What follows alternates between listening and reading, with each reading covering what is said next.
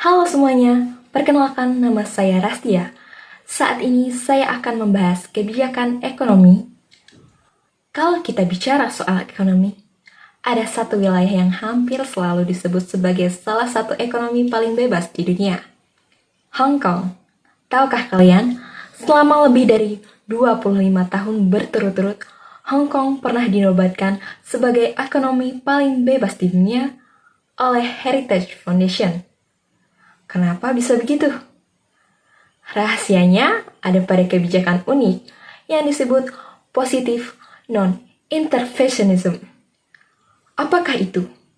Mari kita bedah. Ekonomi Hong Kong sangat bertumpu pada perdagangan dan jasa. Lebih dari 90% PDB berasal dari sektor ini. Ada beberapa kebijakan kunci yang menopang sistem mereka. Salah satunya ada pajak rendah dan sederhana. Pajak perusahaan hanya 16,5%, salah satu yang terendah di dunia. Dan ini menarik investasi global. Adapun juga pelabuhan bebas atau free port. Hampir tidak ada tarif impor. Hong Kong menjadi pusat perdagangan dan logistik internasional. Adapun aturan hukum yang kuat, sistem hukum berbasis common law, Inggris melindungi hak properti dan kontrak, memberikan kepastian bagi para investor. Adapun stabilitas moneter, dolar Hong Kong dipatok ke dolar Amerika Serikat sejak 1983, menjaga stabilitas nilai tukar uang dan kepercayaan pasar. Dapat dianalisis, kebijakan ini punya dua sisi mata uang. Mari kita mulai dari kelebihannya. Hong Kong tumbuh jadi salah satu pusat keuangan terbesar dunia.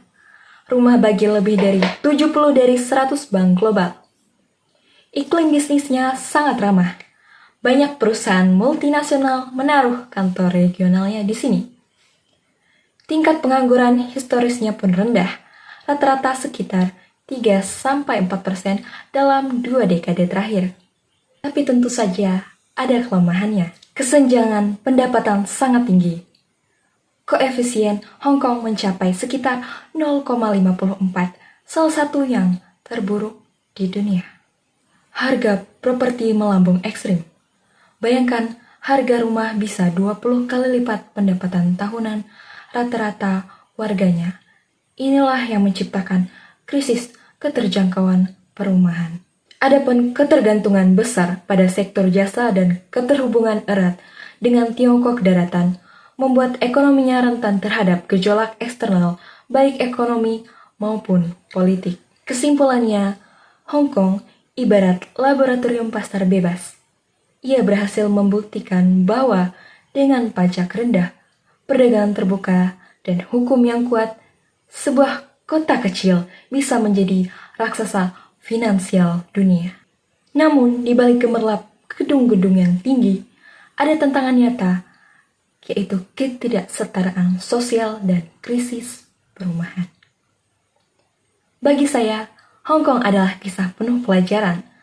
Pasar bebas mampu menciptakan kemakmuran, tapi tanpa kebijakan sosial yang seimbang, kemakmuran itu bisa terasa timpang. Dan mungkin disinilah Hong Kong sedang mencari bab berikutnya dalam ceritanya. Hong Kong adalah bukti nyata, pasar bebas bisa hebat, tapi tidak sempurna. Tantangannya, bagaimana membuat kemakmuran terasa untuk semua. Terima kasih sudah menyaksikan video saya. Saya Rastia, pamit undur diri.